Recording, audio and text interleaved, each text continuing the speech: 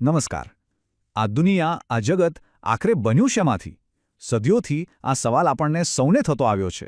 તો આજે આપણે વિદ્વાન આનંદશંકર ધ્રુવના એક ખૂબ જ સુંદર લેખ દ્વારા આ ગહન પ્રશ્નોનો જવાબ શોધવાની કોશિશ કરીશું. એમણે એક ક્લાસરૂમની વાતચીત દ્વારા આખું રહસ્ય ખોલી દીધું છે. આખી વાતની શરૂઆત છે ને બસ આ એક જ સવાલથી થાય છે.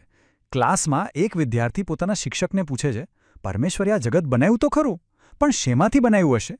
આમ જુઓ તો સાવ સરળ સવાલ લાગે, પણ આ પ્રશ્ન એટલો ઊંડો છે કે એ આપણને અસ્તિત્વના મૂળ સુધી લઈ જશે. હવે શિક્ષક આ સવાલનો સીધો જવાબ નથી આપતા.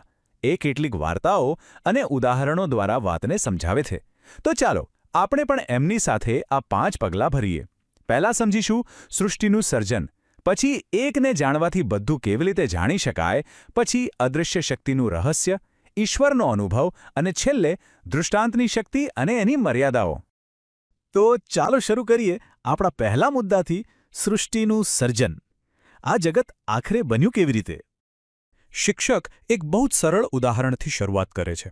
જુઓ, કોઈ સુથારને ખુરશી બનાવવી હોય તો લાકડું જોઈએ ને, ખરું ને? તો શું ઈશ્વરને પણ આ જગત બનાવવા માટે બહારથી કોઈ કાચો માલ લાવવો પડ્યો હશે? જવાબ છે ના.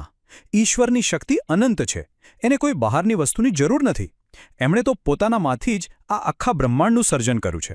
અને આ ઊંડી વાતને સમજાવવા માટે શિક્ષક એક પ્રાચીન ઉપનિષદની વાર્તા કહે છે. આ વાર્તા છે ઉદ્દાલક નામના એક મહાન જ્ઞાની અને એમના પુત્ર શ્વેતકેતુની. શ્વેતકેતુ 12 વર્ષ ભણીને ઘરે પાછો આવ્યો છે અને એને પોતાના જ્ઞાનનો જબરદસ્ત અભિમાન છે. શ્વેતકેતુનું અભિમાન જોઈને એના પિતા ઉદ્દાલક એને એક એવો સવાલ પૂછે છે જે એના બધાય જ્ઞાનને પડકારે છે. એ પૂછે છે, બેટા, શું તે એ જ્ઞાન મેળવ્યું છે કે જેમાં એકને જાણવાથી બીજું બધું જ જાણી શકાય? શ્વેતકેતુ પાસે આનો કોઈ જવાબ નહોતો, કેમ કે આવું જ્ઞાન કોઈ પુસ્તકમાં નહોતું. ત્યારે ઉદ્દાલક સમજાવે છે. એ કહે છે કે જો તારે માટીથી બનેલા ઘડા, ઈંટો, રમકડા આ બધું સમજવું હોય તો પહેલાં કોને સમજવું પડે? મૂળ વસ્તુ, એટલે કે માટીને. એકવાર તમે માટીને જાણી લો, પછી એનાથી બનેલી હજારો વસ્તુઓ તો ખાલી નામ અને રૂપ જ છે. અસલી તત્વ તો એનું મૂળ છે, એનો સ્ત્રોત છે. અને ત્યારે પિતાએ રહસ્ય ખોલે છે જે શ્વેતકેતુ શોધી રહ્યો હતો. એ મૂળભૂત પદાર્થ બીજું કંઈ નહીં, પણ પરમેશ્વર છે. આ આખું બ્રહ્માંડ, એના અસંખ્ય રૂપો, એ બધું જ એક જ પરમ તત્વમાંથી બનેલું છે. ચાલો હવે વાર્તામાંથી પાછા આજના ક્લાસરૂમમાં આવીએ. એક વિદ્યાર્થી માટીવાળા ઉદાહરણ પર એક સવાલ ઉઠાવે છે. એની શંકા બિલકુલ સાચી છે. એટલે શિક્ષક હવે શ્વેતકેતુની વાર્તામાંથી બીજું એકદમ સૂક્ષ્મ ઉદાહરણ આપે છે. શિક્ષક હવે વિદ્યાર્થીઓને એક પ્રયોગ કરવા કહે છે, બિલકુલ એવો જ જે ઉદ્દાલકે શ્વેતકેતુ પાસે કરાવ્યો હતો.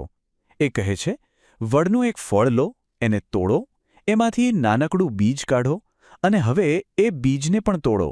જુઓ અંદર શું છે. જ્યારે વિદ્યાર્થીઓ એ નાનકડા બીજને તોડે છે તો અંદર શું દેખાય છે? કંઈ જ નહીં, બસ ખાલીપો. ત્યારે શિક્ષક સમજાવે છે કે જે કંઈ નહીં દેખાય છે ને, એમાં જ આખું વિરાટ વડનું ઝાડ સમાયેલું છે. જે દેખાતું નથી એની અંદર જ બધી શક્તિ છુપાયેલી છે. અદ્ભુત વાત છે નહીં?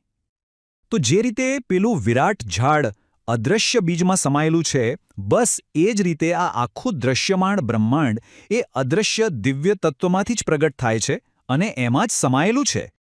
સારું, વાત તો બરાબર છે, પણ પછી બીજા દિવસે વિદ્યાર્થીઓ એક નવો સવાલ લઈને આવે છે.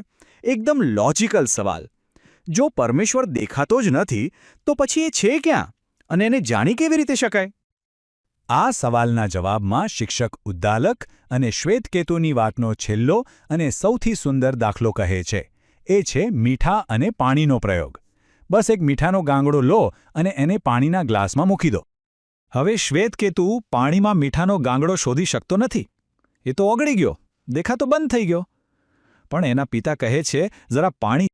फ्रेंड्स, इस वीडियो को पूरा देखने के लिए आज ही फ्लेक्सी टीचर ऐप सब्सक्राइब करें, जहां आपको मिलेंगे animated videos, digital books, text book solutions, notes, DPP और क्विज. और हाँ, flexi teacher app mobile, TV और कंप्यूटर पर अवेलेबल है. और अगर आपके पास इंटरनेट नहीं है तो तुरंत ऑफलाइन सेट टॉप बॉक्स के लिए संपर्क करें. Flexi teacher, the one you needed.